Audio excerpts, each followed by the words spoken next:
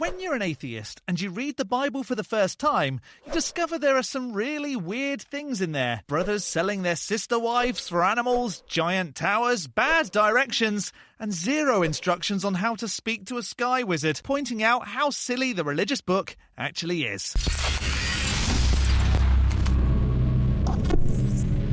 Hello, I'm TheSkepTick, the British floating circle that sometimes reads the Bible and reacts to what's inside. Read the Bible, they said. It'll be fun, they said. Well, here I go, giving my reaction to what I can only describe as the worst book I've ever read. However, before we start today's video, if you've seen some of my content before, do the things with the buttons. That would be perfect. And a super thanks to all those that hit super thanks over the last few videos. Martin Van Weigel, Dr. Birdflu, Brian Willett, Lisa Boban, Send Him to the Tower Dave, District Driver, Godless Granny, and DJ Frank68. Lisa the Rainbow Giraffe bestows leaves upon you all.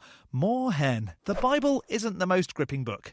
Very repetitive. So let's see what these chapters have to offer in terms of proof of divine inspiration. And the whole earth was of one language and of one speech. Straight out of the gate, incorrect, since it said that language came about around 200,000 to 100,000 years ago, long before any religious texts, and it's provable that at the time of the Bible, there were loads of different cultures already. Mesopotamia, ancient Egypt, ancient Peru, to name just a few. The Mesopotamians speaking Sumerian, Babylonian, and Assyrian, though all three of these combined were sometimes referred to as Akkadian, which the ancient Egyptians also spoke something similar to, as well as some forms of Arabic and Hebrew. And the ancient Peruvians spoke Quechua. Plus, there are many other languages, so that's just wrong. And it came to pass, as they journeyed from the east, that they found a plain in the land of Shinar, and they dwelt there. And they said one to another, Go to, let us make brick, and burn them thoroughly. And they had brick for stone, and slime they had for mortar. I wonder if that's why many buildings from back then aren't around, because they used slime to hold bricks together. I'm hoping that's just a mistranslation. And they said, Go to, let us build us a city and a tower, whose top may reach unto heaven, and let us make us a name, lest we be scattered abroad upon the face of the whole earth. Oh! This is the tower we hear so much about, one that went to the heavens, which hasn't actually ever been demonstrated to exist. We built this tower. We built this tower on brick and slime. Sorry about that. And the Lord came down to see the city and the tower which the children of men builded. And the Lord said, Behold, the people is one, and they have all one language. And this they begin to do, and now nothing will be restrained from them, which they have imagined to do. So even the God doesn't know what's going on in the rest of the world it supposedly created, because the people aren't one. There are lots of different people everywhere. Go to, let us go down, and there confound their language, that they may not understand one another's speech. So the Lord scattered them abroad from thence upon the face of all the earth, and they left off to build the city. Therefore is the name of it called Babel, because the Lord did there confound the language of all the earth, and from thence did the Lord scatter them abroad upon the face of all the earth. So now it's saying, even though there are multiple languages, there should only be one. But it created them to be how it wanted them to be. This story is bloody confusing. And here comes some more begatting. Let's rattle through these. These are the generations of Shem. Shem was 100 years old and begat Arphaxad 2 years after the flood. And Shem lived after he begat Arphaxad 500 years and begat sons and daughters. And Arphaxad lived 530 years and begat Salah. And Arphaxad lived after he begat Salah 403 years and begat sons and daughters. And Salah lived 30 years and begat Eber. And Salah lived after he begat Eber 403 years and begat sons and daughters. And Eber lived 34 years and begat Peleg. And Eber lived after he begat Peleg 430 years and begat sons and daughters. And Peleg lived 30 years and begat Reu. And Peleg lived after he begat Reu 209 years and begat sons and daughters. And Reu lived 32 years and begat Serug. And Reu lived after he begat Serug 207 years and begat sons and daughters. And Serug lived 30 years and begat Nahor. And Serug lived after he begat Nahor 200 years and begat sons and daughters. And Nahor lived 29 years and begat Terah. And Nahor lived after he begat Terah 119 years and begat sons and daughters. And Terah lived 70 years and begat Abram, Nahor, and Haran. Now these are the generations of Terah. Terah begat Abram, Nahor, and Haran begat Lot. And Haran died before his father Terah in the land of his nativity, in Ur of the Chaldees. And Abram and Nahor took them wives. The name of Abram's wife was Sarai, and the name of Nahor's wife Milcah, the daughter of Haran, the father of Milcah, and the father of Iscah. But Sarai was barren. She had no child. The first mention in a long time of any other womenfolk, and one of them was infertile. Plot twist or what? No, not really. More filler, been there, read that. And Terah took Abram his son, and Lot, the son of Haran, his son's son, and Sarai, his daughter-in-law, his son Abram's wife, and they went forth with them from Ur of the Chaldees to go into the land of Canaan, and they came unto Haran and dwelt there. And the days of Terah were 205 years, and Terah died in Haran. Why do the writers of this book feel like it's important to rattle off names of people? What relevance does it even have? How is it divinely inspired to say that X person fathered someone else? Give us proof of a God, not a family tree. Now the Lord has said unto Abram, Get thee out of thy country, and from thy kindred, and from thy father's house, unto a land that I will shew thee. This God doesn't hang around with picking a new favourite, does he?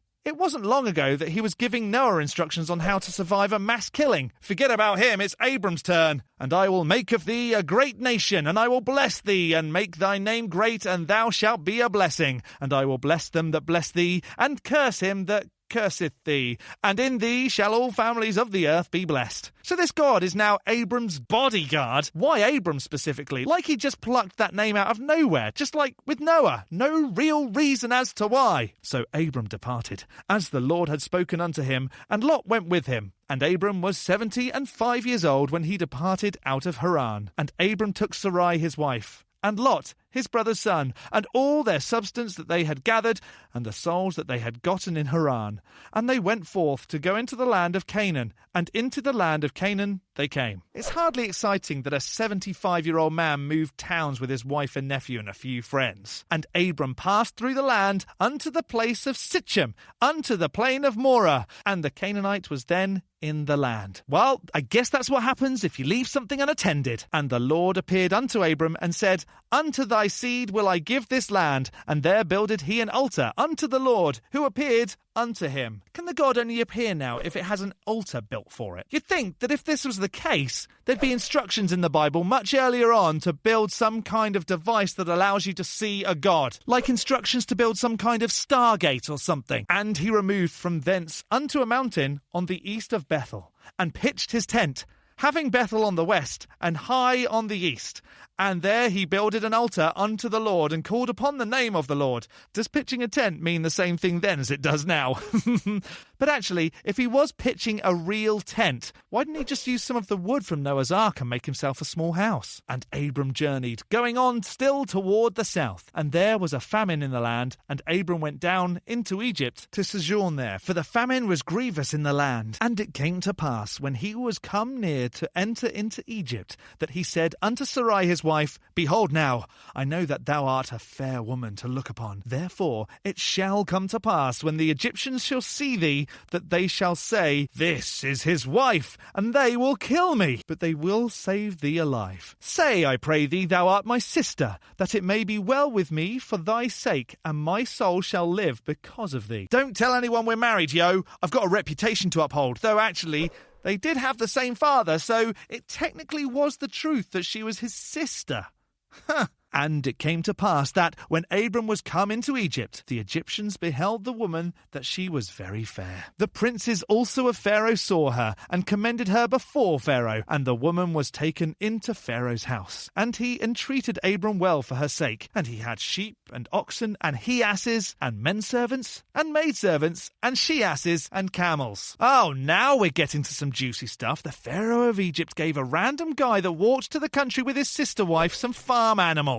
And the Lord plagued Pharaoh and his house with great plagues because of Sarai, Abram's wife. Oh, more juicy stuff. So why did Abram just go along with Pharaoh giving him some animals for his sister wife? Why not say she's not for sale? What if Sarai didn't want to go? Why doesn't she get a say? And Pharaoh called Abram and said, What is this that thou hast done unto me? Why didst thou not tell me that she was thy wife? How did Pharaoh know that it was A, a plague from God, And B, it was because it was Abram's wife and not his sister. Was there a note in the plague from the god? Wouldn't he have just thought, oh, that was bad luck? How did he jump to all these random conclusions? Unless he read the story, obviously. Why saidst thou, she is my sister? So I might have taken her to me to wife. Now therefore, behold thy wife, take her, and go thy way. And Pharaoh commanded his men concerning him, and they sent him away, and his wife, and all that he had. So much for being killed.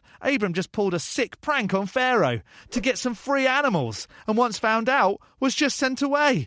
With those animals. The justice system in all this needs some work. And the worst thing is, the God helped him get away with it. What kind of a loving being is this? And Abram went up out of Egypt, he and his wife and all that he had, and Lot with him into the south.